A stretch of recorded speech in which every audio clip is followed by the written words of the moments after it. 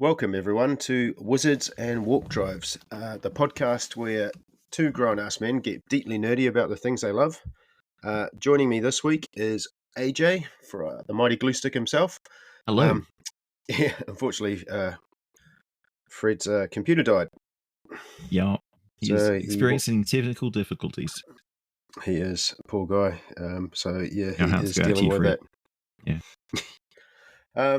Yeah, so we were going to go into the prequels, but change of plan. Because it's the spooky season. I thought we would talk about horror and see how Horror. Fred fucking hates horror as well. It kind of makes sense for me and you to cover this Oh, because we're excellent. big. Yeah, because it's right up my alley. It greases my Yeah, wheels.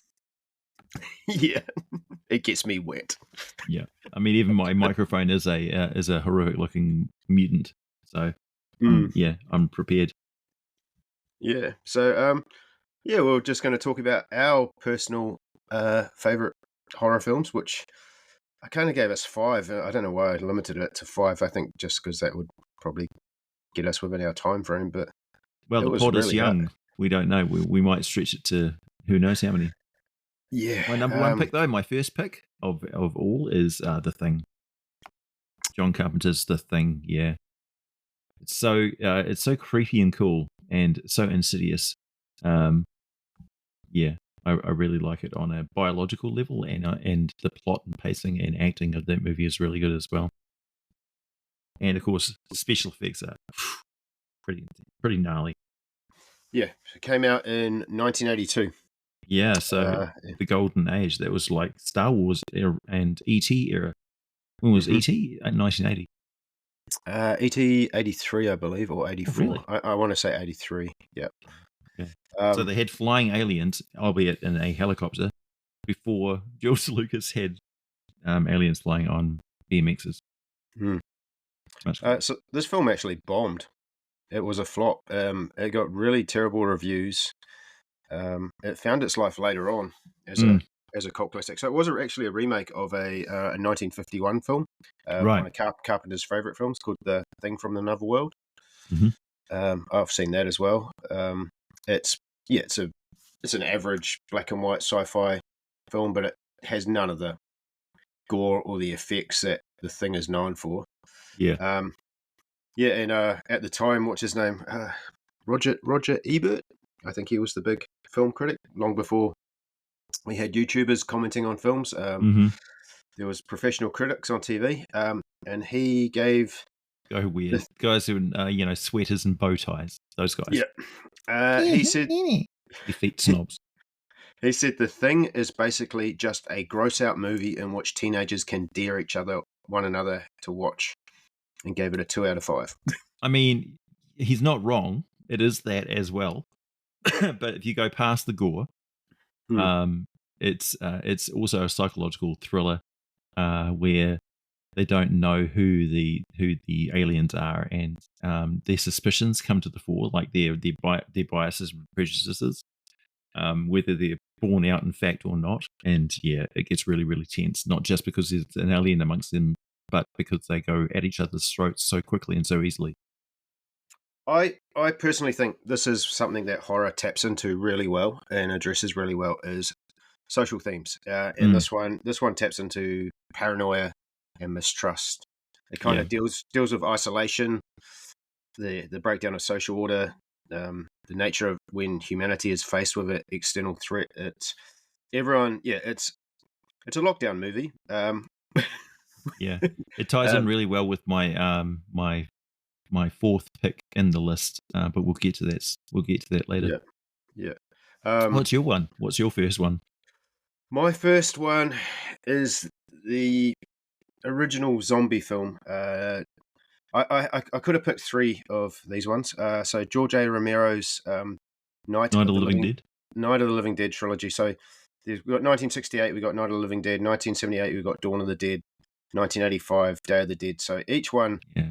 deals with a different theme, but I went with the original, which is even though I don't think the word zombie is used at all throughout the film. It is Mm. determined to. It is known to be It's the more of a original. show don't tell sort of a movie. Well, it deals with racism and Yeah. civil unrest. That's the core of it. It's one of the I think it's one of the first '60s films to have a lead character played by a black person. Um, and it's the ending that just stands out to me. Is he's the lone survivor. So it's basically a bunch of zombies attack a house. There's a zombie out. There's a zombie outbreak, but it just focuses on a bunch of people in a house, and they try and survive. He at the end, he is the lone survivor.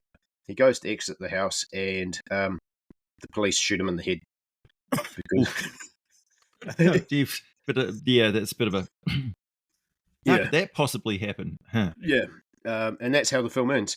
Mm. It has such a bleak ending. Oh shit balls. Man, spoilers.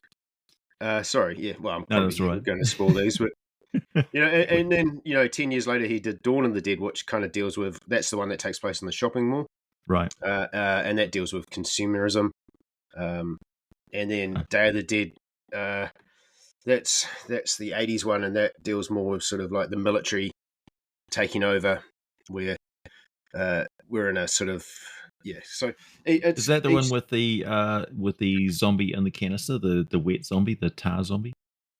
He goes, No, brains. no, you're thinking of that's the parody film, I believe. The '80s one, Return of the Living Dead.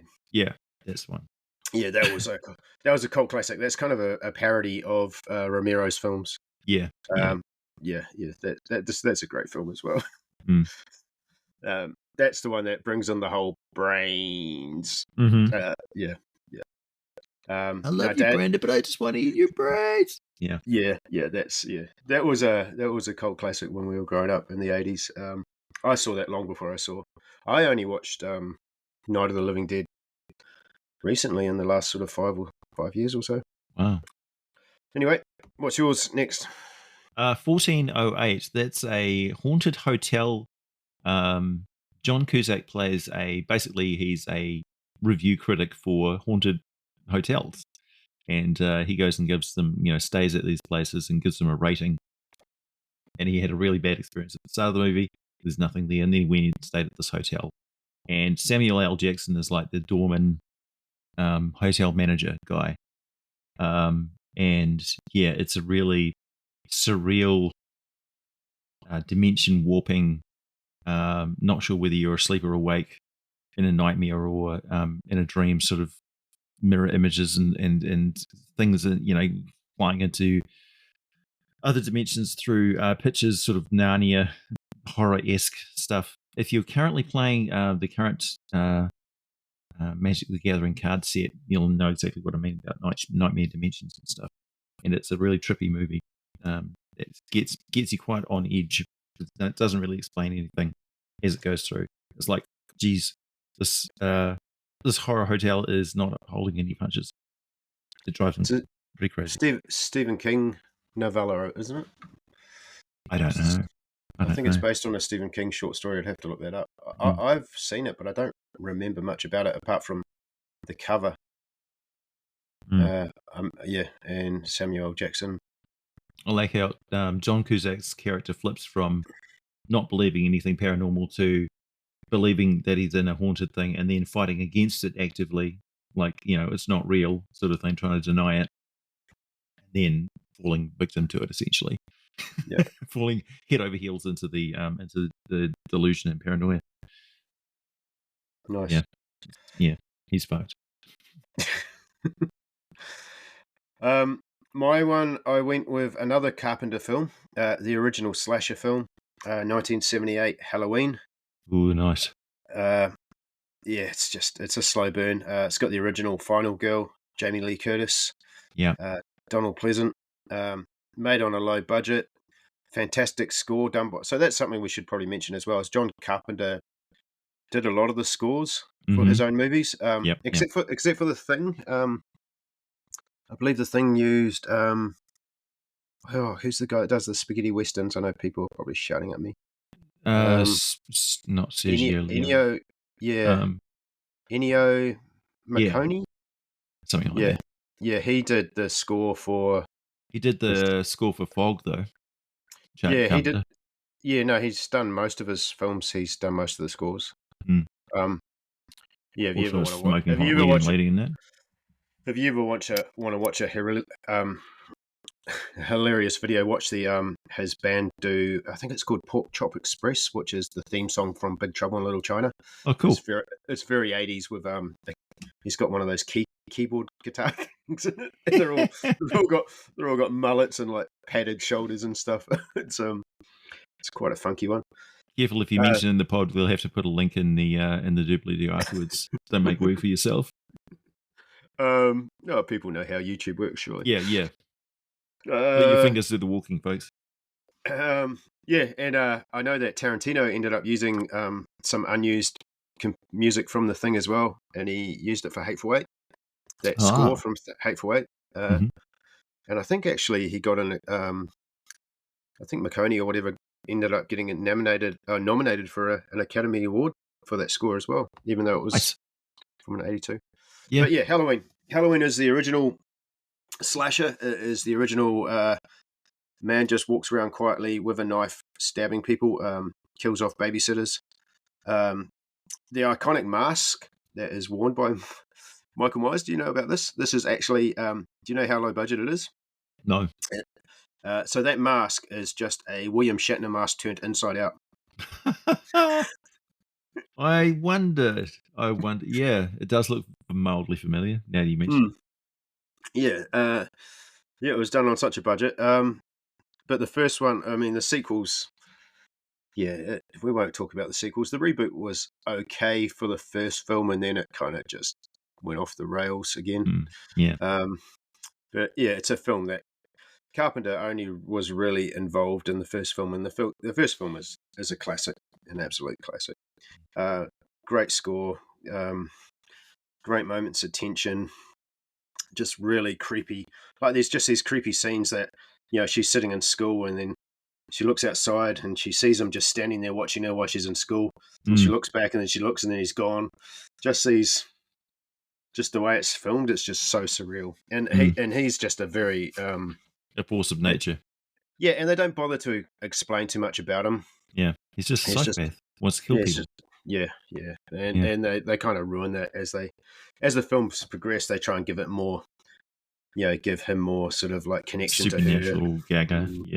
Yeah. So anyway, what's your next one? Next one is The American Werewolf in London. Fucking fantastic. It's a slow burn movie. It's got classic like feel good tunes to it. It's got a couple of guys. It just starts off in media res, really, which means that in the middle of the action, but it's not really action. They're just sort of hitchhikers, Americans in the middle of the moors in Scotland or Wales or somewhere, and they go to this place called the Slaughtered Lamb, and the place is rife with like werewolf tension. There's werewolfery going on around the moors, and they basically kick them out, and they go across, get attacked by a wild dog man, and then one guy's dead and the other guy's in hospital, and it's a story of him turning into a werewolf in the middle of London. It's such a fucking. I think it's the first horror comedy. I'd wager that it's the first film to. It's also a love story. Oh yeah, that nurse. What's her name? She was so hot. Nurse la la la la. Yes. Ginny Agata. I've used that Slaughtered Lamb as a tavern in a few of my D&D campaigns before, as inspiration with those weird inbred locals. It's got some great lines in it as well. You made me miss the American. I never missed before. The American man stole my balloon. When he's naked in it. But that transformation scene is fantastic. Rick Baker was the makeup artist, I believe, for that one. I think he won an Academy Award for best makeup for that transformation scene. Absolutely, yeah. It was way ahead of its time. Full creature effects. It was all physical effects. And the stretching of latex and bones and stuff moving through underneath the appliance and stuff was really quite cutting edge. I because back in the 80s, we used to have magazines like Fangora magazine, Mm. and I saw the effects of that film before I ever actually saw the film. I didn't watch this till a lot later on, and it still holds up to this day. It's set. Is it Blue Moon? Is that what's playing, Yeah. or is it Bad Moon Rising? Every song in it, every No, it's song's Blue got a Moon. moon. Yeah, every song's got a moon theme. Eh? Mhm. Sorry, So, yeah, fantastic movie. AJ's choking on his medicine. Yeah. Excusez-moi. Yeah, I would have put this on my list, but I knew you gonna put it on your list. So, I nabbed it. yeah, it's a fucking fantastic film. It might even be in my top 10 films of all time. I watch it yearly. Mm-hmm. I love Yeah, werewolf it's like films. it's like a feel good movie, but quite gory. Mm. Yeah, And I think got it some scenes. came out the same time as The Howling as well. There were two werewolf films came out the same year. Yeah, Um, The Howling doesn't stand up as well no, as American Werewolf in London. no, not at all. Yeah, The Howling was more of a. They went through the whole Indian curse type thing of the werewolf. Yeah, Whereas, and the creature effects were not as good. no, the transformation scene is just worth watching alone. So Yeah, well, in The Howling, you're going to get like at least one set of titties at one, per movie, guaranteed. So there was that. That was that was the promise. yeah, They usually deliver. It was like an HBO movie. all right. I went with 1987 Evil Dead 2 from Sam Raimi, Bruce Campbell. It is very much a remake of Evil Dead 1. So the film was designed you could watch it without having to watch the first one. It was basically the film that Sam Raimi wanted to make originally, but he didn't have the budget. Yeah, And they just Evil Dead is still a classic, and it's still great, and it's an amazing film. But Evil Dead 2 just takes it to the next level. Yeah, they each have a that honorary place amongst sequels film, and that they all get better one after the other. So Evil Dead is good in a classic sort of pencil shoved into a latex hand sort of way, and then Evil Dead 2 is lots of camera effects and miniature effects, like splitting up into many little mini hymns, and lots of really good CGI effects and stuff in it as well. And then the 3, of course, is iconic time travel and just crazy over the top heroic actions, like the heroic montage where he's making his robotic hand, and fuck, it's great. Little ash, all the little ashes. He's trying to burn them, and yeah. It's a classic quote, series. Shop Each one of them is Shop smart. This is my boomstick. Yeah, Bruce Campbell. These films wouldn't work without Bruce Campbell. He's just got the charisma, the physical comedy as well.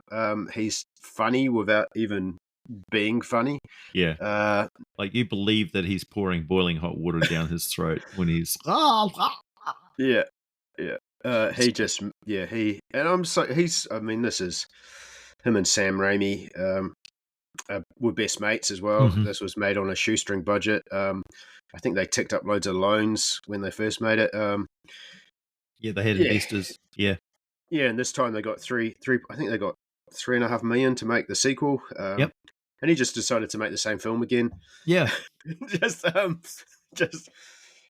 let's do it, but better. It was like, okay, yeah. And fans were like, yes, yeah, and it's a very simple story. Reading's bad. Don't. The way they do the spirit, like the zoom shots of when they unleash the evil, and it's just a tracking shot through. It's just so clever because there's nothing like that. Now, I guess it just There was a yes, scene a little bit like that in the American Werewolf in London, where yeah, they yeah, this dream yeah, sequence running through the forest. So yes, yeah, there's something yeah, like that. yeah. No, true, true. Yeah, it plays homage to classic horror films as well. But yeah, horror and comedy. I think somehow it's a genre, two genres that kind of mash really well together when it's done correctly. Yeah, Like you can, I guess, because comedy you kind of relax a bit, and then it kind of allows for that horror element to really hit home. yeah. Because Movies like Tremors and oh, uh, Shaun of the and Dead, yeah, you and know, what are those space gremlin thingies? uh, Critters. Tucker and Dale versus Evil. Was that? No, is that what it was called? Yeah, Mm. I love horror comedies. Anyway, Even Gremlins. yeah, yeah, no, just yeah, Evil Dead. It's a gross film though. Mm. It goes like it'll make you feel ill. Like it's all pus and ooze and um yeah and Yeah, yeah, yeah, it's like the Wizard of Oz on steroids. yeah. But On an acid trip. yeah, yeah, So, Mike, talking of just cameras tracking through corridors and stuff as the aliens chasing you, Alien, the Alien movie, mm, in space, no one will hear you scream. mm, So you got the Nostromo, which is a commercial mining ship hauling a big cargo load of ore.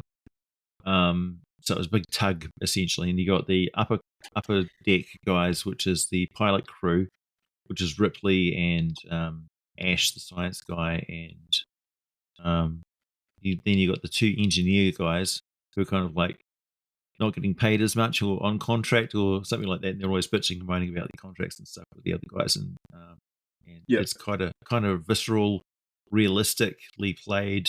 It's not slapstick or comedic in any way. And they come across a signal that the ship sort of wakes them up for, and they go down to a planet and investigate an alien crash landed spaceship. And they get one of them gets infected with a parasite that lays an egg inside of him, and then it bursts out of his chest in the middle of dinner, and then goes scuttling off into the air ducts of the ship, and then they have to go off and fight it and purge it off the ship as one by one. They get picked off by this fucking thing, and it wipes them out one by one until Ripley eventually blows out in an airlock. They yeah. will live happily ever after. Maybe, maybe not. It is a haunted house film, pretty much. Mm, mm, And it does deal with social classes. And they are just truckers, space truckers. yeah, And yeah, we've talked about this. I've talked about this film with Fred before because I think this is the film that might have put Fred off horror. right, right. That's another film that uh, I've talked about this on the podcast before. My brother had the graphic novel of it, and I read the graphic novel before I actually saw the film. So it was one of those films that I'd made more terrifying in my mind before I saw it. Hmm. It was, but yeah, still, it is a great film. No one can dispute that Alien is not. It's the use of its tension, isn't it? And it's Mm. clever. It doesn't show you the alien. It uses the lighting and the darkness and the creepiness um, yeah. And it was at the time it's It's not just the unknown. guy in a big rubber suit, Yeah, but it is a guy in a big rubber suit. But it's more than a guy in a big rubber suit. It's a big alien weird thing that's gone through a like metamorphosis stage, and you're never quite sure what you're facing until all of a sudden it's nabbing one of the main actors of the show. yeah, yeah. All right. We're motoring through it today. I must say, I watched the Alien Romulus recently, Yep. Thoughts? and yeah, boy, that doesn't hold any punches. No, I liked it. It hits hard. Yeah. Um, there's one. There's only one thing I did not like about that film. It's when they used a particular line that just felt really like Forced. they were winking at the camera. Yeah, Like, yeah. Fourth wall uh, was well and truly breached on one or two occasions there. yeah, it So was like, no need. we'll give you Yeah, the nostalgic license, but don't do that again, please. yeah. Yeah, it's definitely one of the best alien films I've seen in a long time, especially after those ones, Prometheus and Yeah. I kept stuff thinking to like myself, "They're fucked. Man, how is that. there much more of this movie to go? Man, they are so fucked." And then Yeah. they Mm. kept escaping and kept escaping. It's kind of Yep. like Dungeon Crawl Carl. It's like, how are you possibly going to live past this? And then, yeah, by miracle and sheer luck, they do. I appr I appreciate that they made the face huggers scary again. Yeah. Oh, Yeah. yeah. They Like, could have been. They could have been even scarier. I think they were a bit. yeah. They were a bit puny in certain places, for plots. But Yeah. yeah, it was pretty good. Pretty good. Yeah, yeah, I think they yeah, could have done with more crew, like twice as many people, and killed off a lot more people early on. yeah. But it's really anchored by the 2 leads. Mm. That, android, the way they played the guy that did the android, he was brilliant, absolutely Yeah. brilliant. Um, yeah, no, it was a good film, and it's got a really cool scene with the, anti-gravity, which was Yeah. really clever. Oof. Yeah, Yeah. really clever. But yeah, there's just one particular l they they just decide to use a classic Aliens line for Mm. absolutely no reason, and it just took me straight out of the film and went, "Oh, Yeah. It fuck." was a clanger. Why did you put that in there? Yeah. Um, okay, I went with another remake, another gross, fucking disgusting film that deals with the human condition and transformation. David Cronenberg's 1986 remake of The Fly Ooh. with Jeff Goldblum Yeah. as Seth Brundle.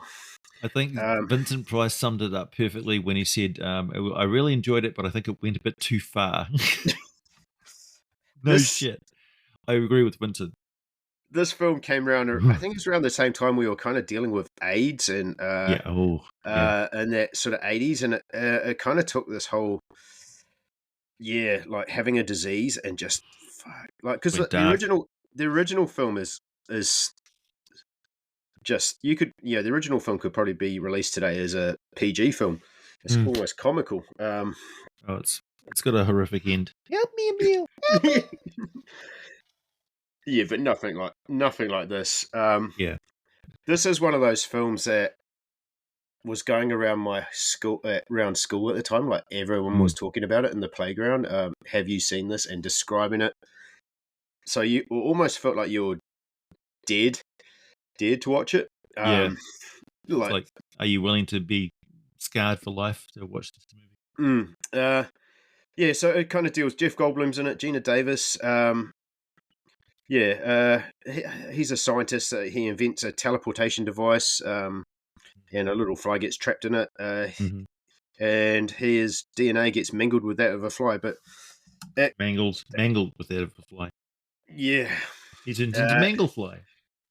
yeah, and it just, things start happening very slowly, but Yeah. just so gross. Like his, he'll be scratching his ear and it will just fall off, or his teeth will come out, or uh, yeah, Yeah, fuck those is. who do not like body horror do not watch that movie. It is full on. It's not a film to watch while you're eating. You will not.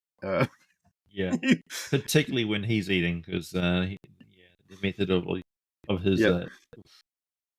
Um, so it's actually another film which won best an Academy Award for best makeup. Uh, yeah, but I mean Cronenberg himself is he is a bit of a weirdo. Like, yeah. his films are always I out don't there. I don't know if this is true. I think it might be true that Gina Davis was not privy to the scene where his ear comes off, and so Mm, her reaction to seeing his ear come off is genuinely her freaking out about yeah, his ear coming off. So yeah, that was quite interesting, but also a nasty thing to do to an actress. I think you're cutting in and out, mate. I don't really agree with that sort of methodology for directing a movie, That shocking, like, yeah, playing with Kubrick. people. Yeah, Yeah, Kubrick, Stanley Kubrick was notorious for that with Shelley Long during The Shining, eh? awful. And I think it mentally scarred her for life. Yeah, Like, just, yeah. Um, so yeah, no, um, yeah, The Fly. It's a disgusting film. But yeah, it's it's yeah, it's probably the greatest body horror film of all time for me. It's not gross for the sake of being gross as well. I don't think it's definitely got themes in there. Um, and Jeff Goldblum's a weird looking guy anyway. This is true. So kind of, especially 80s Jeff Goldblum. Yeah. He was even more intense than he is now. Yeah. But Jeff Goldblum. Yeah. Yeah.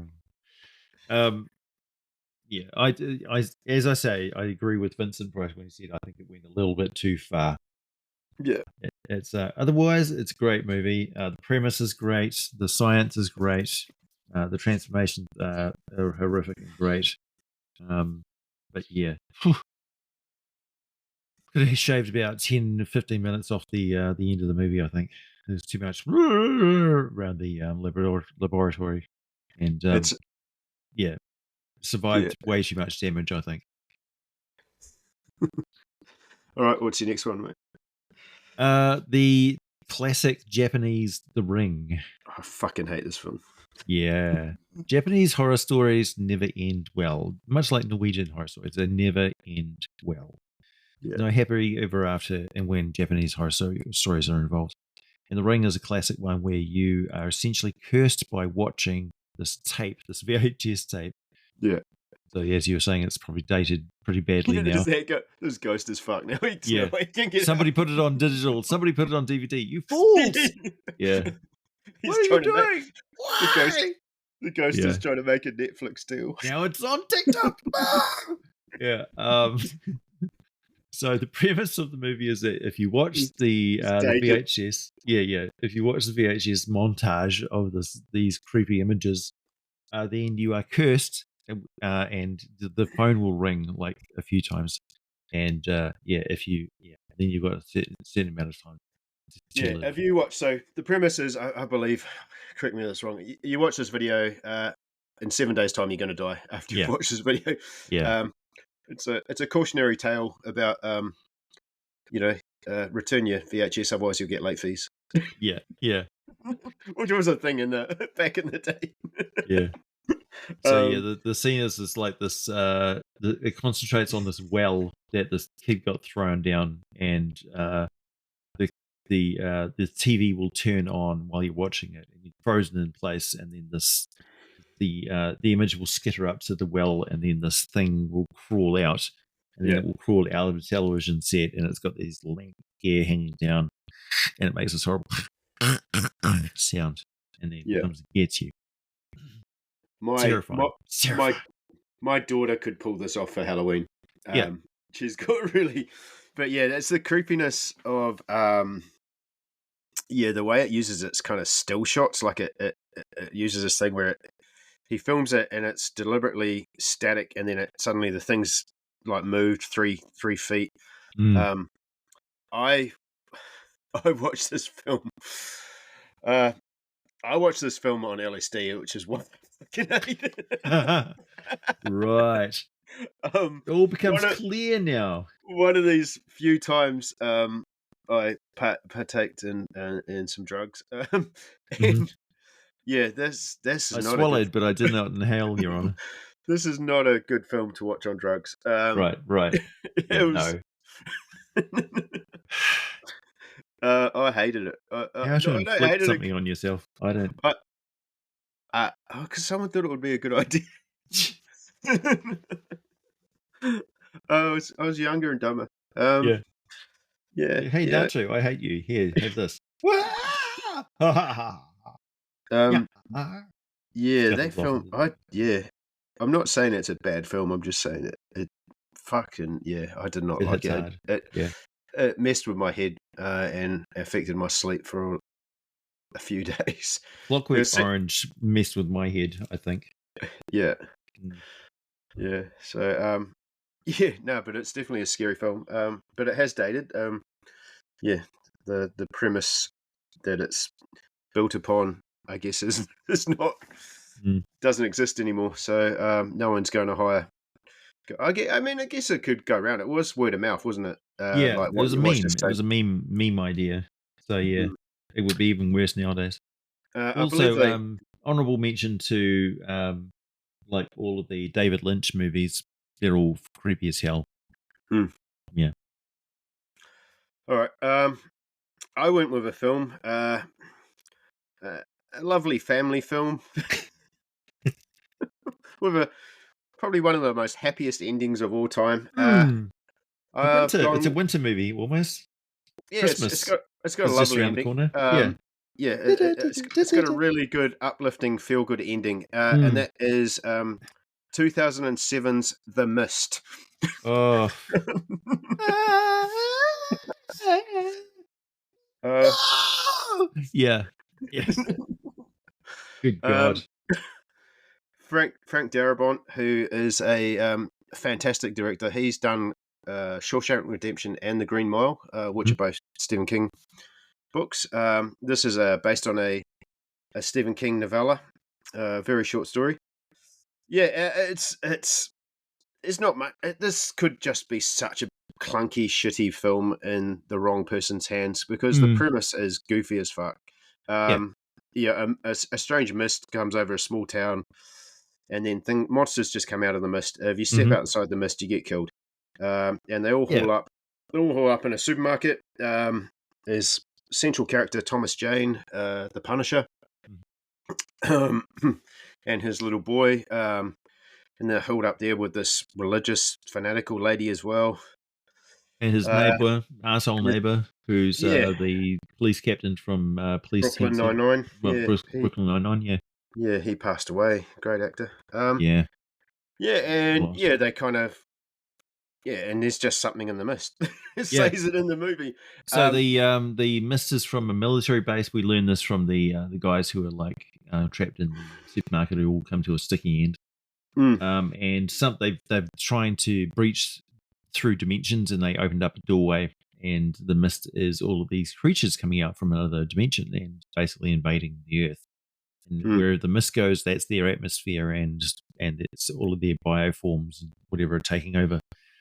And so, mm, yeah, there's just encounters with these things, and you have no idea what the fuck they are because, yeah, there's all sort. You can't see what they are. You just see their tentacles or whatever coming yeah, out of the ether. it's very Lovecraftian, isn't it? Like Yeah. I think that's Oh, my yeah. my other appeal of it because I love H.P. Lovecraft Yeah. and Cthulhu stuff. So it does have that very Cthulhu film, and I like films where you don't get to see the monsters as Mm. such. You know, it's just like there's one thing where a tentacle just comes out underneath Oh, the the door. skull faced spider thingies. I think you Yeah, definitely need to see those, and they are yeah, scary as fuck.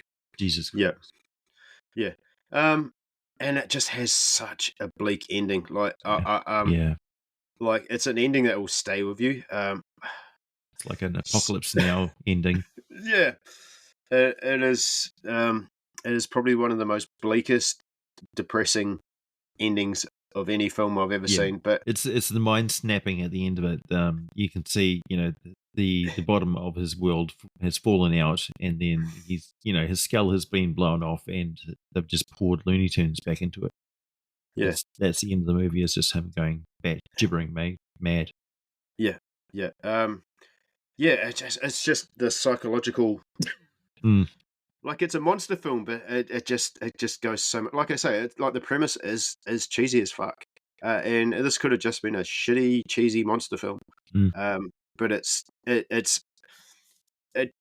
takes this like premise of these monsters coming from another dimension, and then sort of applies it in a social thing of like human, like how would people of different, like how would a religious person deal with this, or how would an atheist deal with this, or um how would a father deal with this? Right. And it just makes all these sort of social commentaries around how would you survive this goofy premise. And yeah, it's a fucking that lady that does the what was her name? The religious fanatical lady in it. She's Um. Oh, and it's got mob mentality, like how she just Mrs. Carmody. yeah, yeah. What's her name? Um, I can't remember. Marcia. It had a lot of people that ended up in The Walking Dead. Were in this film. I remember. Marcia Harden. Marcia Harden. Yeah, yeah, Mm. yeah, and she kind of like her dogmatic beliefs kind of almost stir up this mob mentality in the supermarket where they're starting to make human sacrifices because that's what they think. That's what they think they have to do to yeah, it's to pay for our sins. These are the sinners, and Yeah. yeah, yeah. Oh, I just they use some word, um, like expurgation or yeah. yeah, something like that. Um, Great film though. Like it's Yeah. like the reason it's on my list. It's a film you'll if you've never seen it, it will fucking stay with you. Mm. Mm. uh, It's you'll gnarly. yeah. It's and like I keep saying, for such a goofy premise, it shouldn't be as good as it is. Mm. It's just a monster film, but it's so much more. Yeah. Right, what do you got, mate? Well, that's it for me. That's all of our my 5. I've got a couple more that I could mention, I guess. Cabin in the Woods, Yeah. I think is such a clever film. You seen it? Yes. Yeah.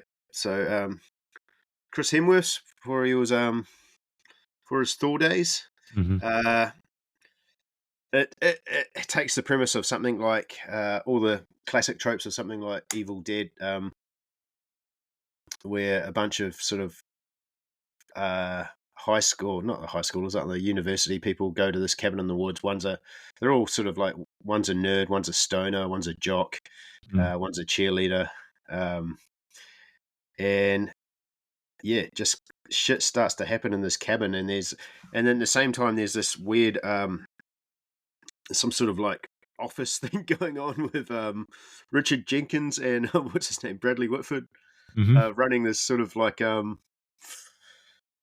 this underground sort of betting pool, and they're releasing all these monsters. And then just at the end, though, I think if you were into practical effects, because Mm. it's got so many great monsters in it, Yeah, yeah. um, I just it would have been if I was a person that used to make practical effects for movies, this would be a wet dream because and it's got great lines. It's got a cool sort of it's a meta I get a meta horror film, would it be? Mm. Similar to like Scream or Okay, horror movies, that make me squeamish to watch them again.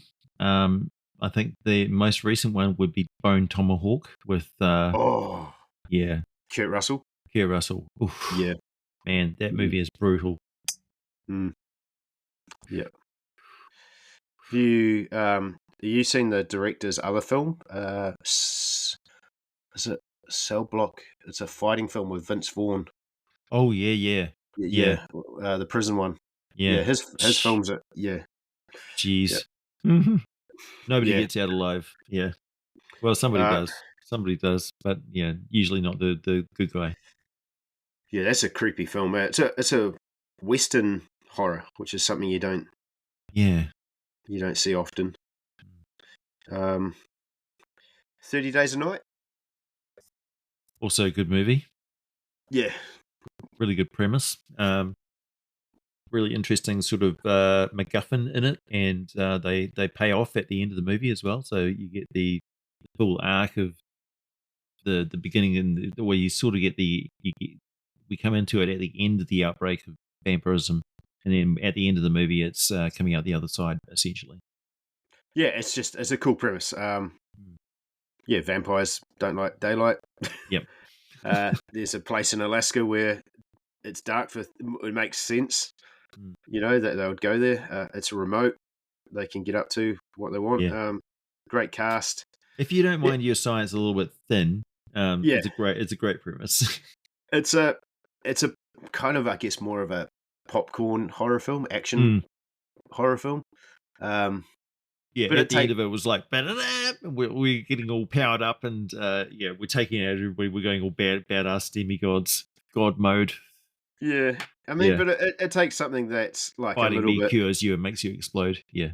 you know, it takes that sort of something that's a little bit sort of we've seen every vampire film now, and it Yeah. does something. I'd rather go watch 30 Days a Night than fucking Twilight. Do you know what I mean? Oh yeah, Like yeah, it yeah, did something interesting with the law. yeah. Uh, I almost want to so see a Penangalan vampire movie now. I Penangalan. actually I watched all the Twilight films during lockdown. Fucking hell. Mm. Penangolans are actually sparkly. They are actually sparkly in the folklore. They're like willow wisps, just like really bad. Stay away. uh, The Shining is probably one Mm. we should mention. Here's Yeah, Johnny. considered by many to be the ultimate horror film. Weirdly, Stephen King doesn't like this adaptation at all. Mm. He thinks it's not what his book. He doesn't like many of his adaptations, to be honest. He has had some shit ones, but yeah, Stanley Kubrick, Jack Nicholson, uh, Shelley Duvall. It's it's just a creepy film, isn't it? It's the Yeah. hotel is It's the a character classic. itself. It gives you, it inspires a surreal feeling in the viewer, which Mm, is great. So you come out of it confused because he's always like he's looking off the camera at you, like quite often in the scenes. Like Jack is looking off camera at you directly yeah, as he's walking yeah. around the camera, like he's aware of the fact that he's a character in the movie that's watching you, watching him, which is really creepy. And Mm, of course, you got those carpet scenes and the rolling around on the tricycle, and just giving you the scope of this place, and yeah, and his yeah, obsessive behavior. And then you realize that he's just batshit crazy, and yeah. yeah, she's in fear of her life all of a sudden. Nicholson does Unhinged Mm, very well, but it's his just watching him become unhinged is terrifying. yeah, His and let's not performance, forget somebody gets murdered, yeah, and the creepy uh, lady in that shower scene in mm, room. What's uh, what do you call it? uh, yeah. There's that one particular room that they get told to stay away from. Yeah, We won't mention its name. yeah, because we don't know. We don't know. We're not cinephiles. Yeah. Yeah, yeah. They probably The Exorcist would probably be another film Mm. a lot of people rate. So yeah, yeah. I did ask some other people as well about what their favorite horror films are. So we'll jump into that, eh? Hmm. Okay. So Jamie Y. I think for me there is one film and one mini series that resonates for me. Both were adapted from books, and I think they were enhanced by their viewing experience. The film is Let the Right One In, Mm. which I first read and enjoyed on screen. I think it's the cinematography that did it really well. The American adaptation was good, but it just felt like, why did they have to remake it? We just had the original a Yeah. few years ago. And the miniseries is Stephen King's The Stand. And it was Right. my first real introduction to the books and the universe. It was a little bit cheesy and created for the TV network, very much of its time, but it has its own charm, and some roles were horribly miscast.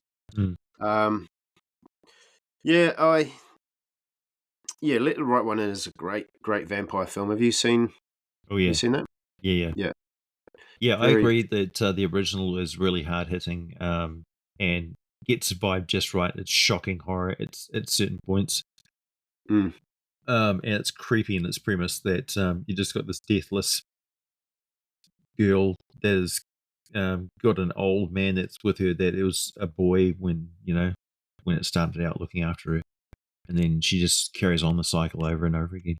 yeah, I mean, it's weird because you kind of feels for her 'cause she just wants a friend. Yeah, She's lonely. She's built with this curse. she's And frozen in time. yeah, and he is. She's doing that kid a favor because he's being bullied. Hmm. Um, yeah, there's some really great scenes. I think I watched the remake before I watched the original, and I do get muddled in my brain because they came out around the same time. So Mm. I think I get muddled about what scene is in what film. Um, Right. But I remember there was that scene where he was on the swimming pool and she comes in and she kills everyone, and Yeah, the way just the that was limbs shot. dropping in. Yeah, Yeah, yeah, yeah. yeah, That's yeah. That's the original. um, The Stand. I have attempted to read that book so many times, and I've never made it through it. And same with Talk Try. I know it was recently adapted. I think it was on Amazon. I remember Whoopi Goldberg was in it. Yeah, I haven't Um, watched that one. yeah, it's just I don't know.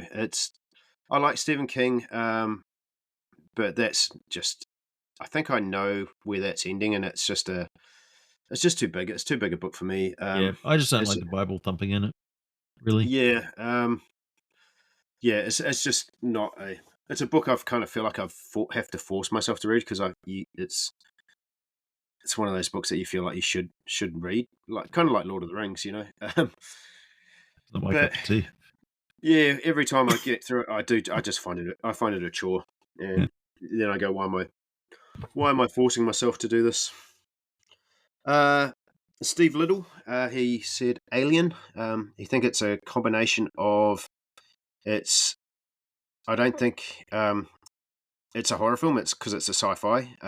The characters are drawn down to Earth as a space crew could be considered, and it's not picking people off because of who they are. It's just optimistic because its survivor is predetermined. So I guess yeah, it's just a creature, isn't it?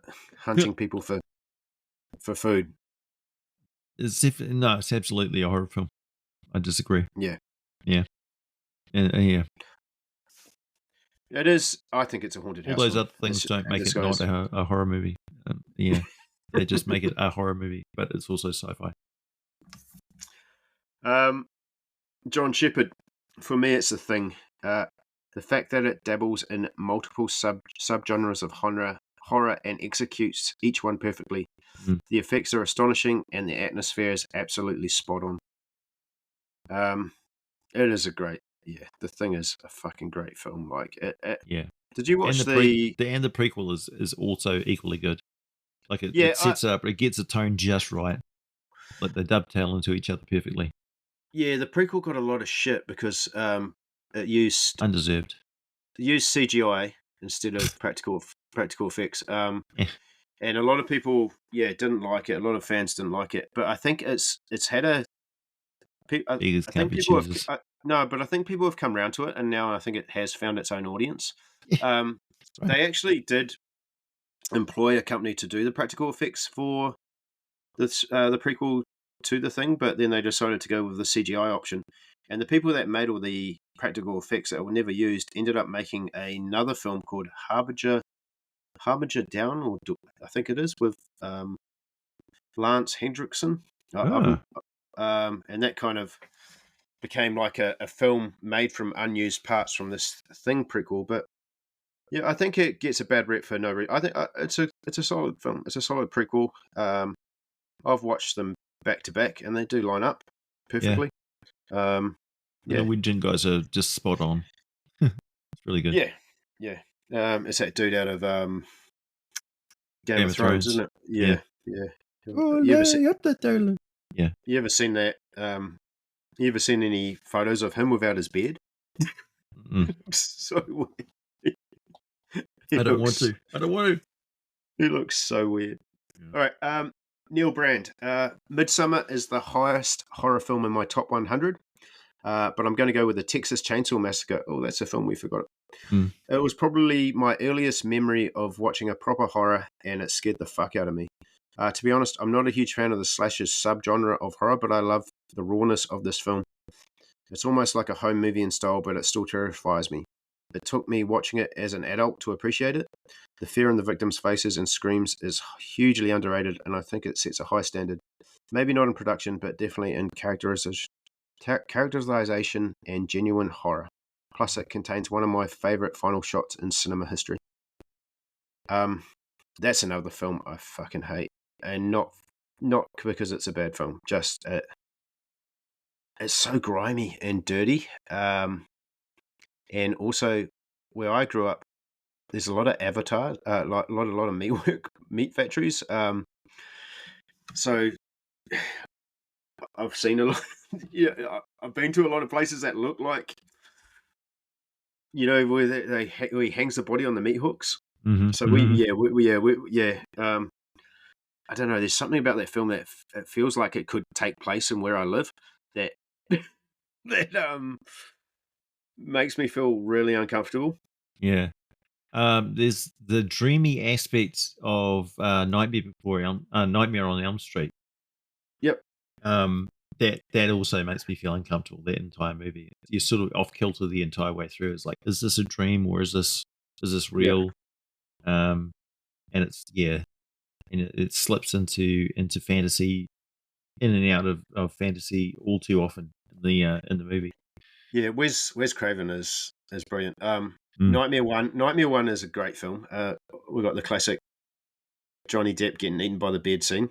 yeah, Um, Nightmare Two we won't talk about. It is a shit film. But number three, Dream Warriors, yeah, yeah, is almost like the X-Men, where they start to realize they can fight back, and that's got some classic scenes. yeah.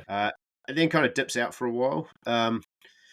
But then he did one called New Nightmare, where the actual actors, uh, like Robert England and all that, Mm, was starting to get attacked. And that was before he did Scream. It was his kind of his first sort of go at that meta commentary yeah, on his crossing own the film. fourth wall. Yeah. Yeah.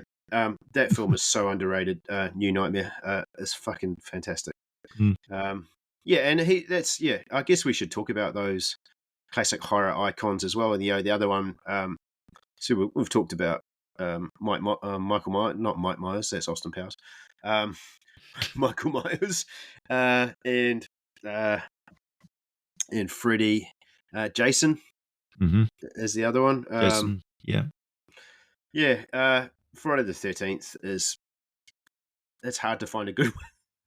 And those I've watched all of them. Yeah, what Um, was the one where they had the masks and they had the chips in there that had bits of Stonehenge in them or something? And there's the and when one there in was, space. Jason yeah, X is the one in space. oh no, there was going to be an eclipse or something that was going to set all these masks off or whatever. Oh, that's Halloween 3, Season of the Witch. Three. Oh, okay, that was, Yeah, yeah. I really yeah. liked that one. That was good. That's no Halloween. Is it Halloween? Yeah, Halloween 3 season. That's when they thought Halloween was going to be a anthology type film where they were going to do a different story every film. Mm. And that they did that one, and then that got such bad reviews that they went back to Michael Myers in a mask again. Ah well, ah well. Yeah, They yeah, tried to break free, but no, and it's got that they got ad. punished for it. Yeah, It's got that song on that plays on TV. If you hear it, it won't fucking leave your head. yeah. Midsummer. Have you seen Midsummer? I That's a Swedish. don't think so. I don't think I have. That's a fucking out there film. So it's a bunch of American. So I think it's set in Sweden, and a bunch of Americans go back to Sweden for a midsummer festival, and yeah, they all get drugged and some bad shit happens. Oh no. It's really creepy. It's a creepy film. The less you know, the better. Uh, Right. well done. There are some really good modern horrors as well. The Witch. Mm. That's another one that's fucking yeah. Recently, I watched the Moor. That's really good British one. Just set in the moors, and yeah, it's really creepy. They keep Not, going out too deeply into the moor, and eventually it gets them. um, It gets them. The thing that yeah, lives in the moors. I've not heard of that one, but I noticed. It's really quite good.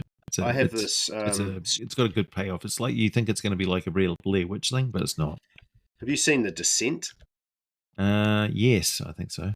The one with the cave where the ladies go caving, Mhm. and there's like a bunch of that film's fucking Things terrifying. start to change. Mm. Yeah. Yeah. I noticed the other day that because I have Canopy, which is like a streaming service that you get if you belong to the library, Hmm. and I noticed that Dog Soldiers got added to that recently. I'm thinking I might watch that again. Sean It's Pertwee. fucking great film. Right, Chris Price, Hellraiser. Yeah. It's brilliantly original. It's a brilliantly original concept. It's deliciously nasty, and it's very kinky. It's a Yeah. preserved love story. Dark and grimy and makes you feel uncomfortable. I never got bored watching it. Mm. Plus, everyone thinks about the Cenobites and Pinhead when they're hardly in it. Had just such a big impact and only became one of the central characters in the sequels. Yeah. Yeah, that's a creepy film. Yeah. It is very Yeah, creepy. The whole premise is that you've got this little lockbox thingy, which is really a portal to hell. And yeah, it is quite a creepy idea. Oh, you got one. yeah. Nice. Been trying to open it. I actually used it for a prop in a D&D game. Mm. I wanted a puzzle box to give my players, and no one knew what it was because they were all too young. Oh, wow. So yeah. Um, yeah, I have the puzzle box from Highlander. Highlander, Mm. Hellraiser, Highlander, Hellraiser. totally different film. Yeah. Uh, yeah, yeah. What is it that you like about horror? I like the unknown, the mystery. I like cosmic horror movies as well. That have got sort of that gibbering sort of payoff to it, cross dimensions and stuff. Rick and Morty has done really good sort of existential um, multiverse stuff in their storylines. I think that's quite horrific as well, although it's a comedy horror as well. Hmm. Rick and Morty has been like really good. Uh, like at one point, they go to a different dimension, kill the original versions of themselves, bury them in the backyard, and then take their place. And now they have to get used to saying Parmesan instead of Parmesan. You know, Parmesan. Yeah, Yeah, I feel like I overdosed on Rick and Morty. it did get a little bit forced. Yeah, Yeah, maybe and too many series there, but yeah. yeah, the Pickle Rick episode is probably the pinnacle Correct. episode. I'm correct. Yeah. Yeah, I don't think it's going to get much better than that. Black Mirror. Right. Do you watch that? Yep. Yeah, that's got some fantastic elements of horror in it as well. Yeah. Um, I don't think it's my go. Like, I'm not a big horror guy. It's not my go-to genre. I definitely will go sci-fi over horror, but it is. Yeah, yeah. It's a great tool for social commentary, and that's what Mm, I like about it. That it takes these. It'll take these certain subjects that are going around, and it'll kind of blow them out into these. It's a good way to make social commentary. mm, I think it's very clever. Horror and comedy both do that very well. And I think that's why they work together a lot. mm. Um, I don't. Even though all my films are kind of gross, I don't really like being grossed out either. So, um, yeah, no, I don't have much else, mate. To be honest, we're a little bit disorganized today. This was a bit last minute. Yeah, I think we yourself. covered a lot of ground though. Yeah. Yeah. So we might call it there today. Well, I'm a little bit tired. We had a late night last night. So yeah. And that's it from me then. And that's it from him. Yeah. All right. Thank you, everyone. Hopefully, Fred will be back next week, and we'll have a bit more of a full episode. Awesome.